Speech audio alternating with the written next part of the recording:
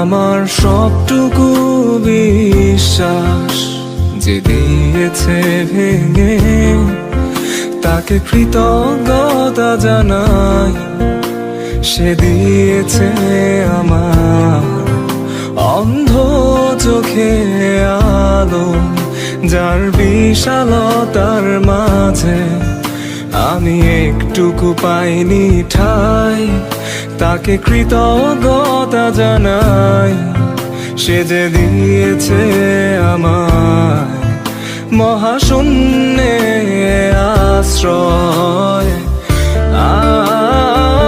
আমার সব অপূর্ণতায় যেন হয় আমার শূন্য পথের প্রতি শ্রেয়তম আশীর্বাদ।